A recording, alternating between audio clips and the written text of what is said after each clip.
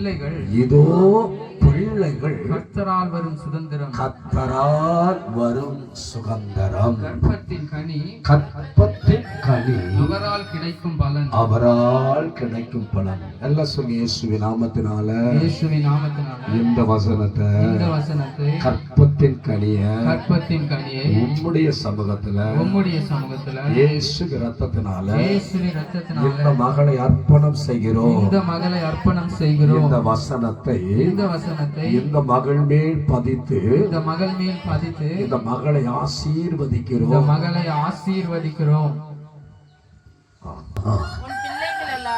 உன் பிள்ளைகள் எல்லாரும் கர்த்தரால் போதிக்கப்பட்டிருப்பார்கள், கர்த்தரால் போதிக்கப்பட்டு இருப்பார்கள். உன் பிள்ளைகளின் சமாதானம், உன் பிள்ளைகளின் சமாதானம் பெரிதாயிருக்கும். இயேசுவின் நாமத்தினால இந்த வசனத்தை இந்த மகள் மேல் பதித்து ஆண்டவராகி இயேசுவின் இரத்தத்தினால உம்முடைய ஊழியக்காரன் ஆசீர்வதிக்கிறேன். உம்முடைய கிருபை தங்குவதாக. அடுத்து வாசிங்க. 8:18.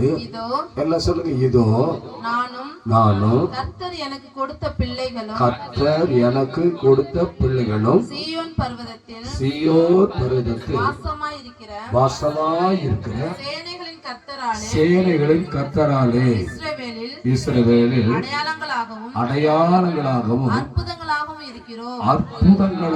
இருக்கிறோம். தகப்பனே, இந்த நாள்ல ஜெபம் பண்றேன். எங்களுடைய தேசத்துக்கு, எங்களுடைய குடும்பத்துக்கு எந்த பிள்ளை விசாக அற்புதமா அடையாளமா இருக்க இந்த மகளை நாங்கள் ஆசீர்வதிக்கிறோம். சங்கீதம் 23.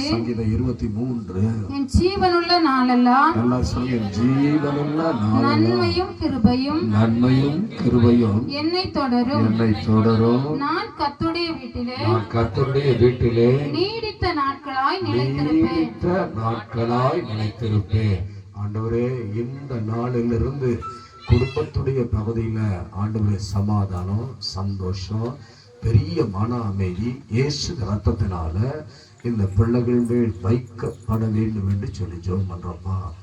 இதுவரைக்கும் இந்த பிள்ளைகள் வாழ்க்கையில தொடர்ந்து வந்த சாபம், பாவம், அக்கிரமம், மீறுதல் எல்லாம் இயேசு ரத்தத்தினால மன்னிக்கப்பட வேண்டும் என்று நோக்கி நாங்கள் ஜெபம் பண்றோம். மன்னிக்கப்பட வேண்டும் என்று சொல்லி ஜெபம் பண்றோம். மன்னிக்கப்பட வேண்டும் என்று சொல்லி ஜெபம் பண்றோம். அக்கிரமங்கள் மன்னிக்கப்படட்டும், பாவங்கள் மன்னிக்கப்படட்டும், சாபங்கள் மன்னிக்கப்படட்டும்.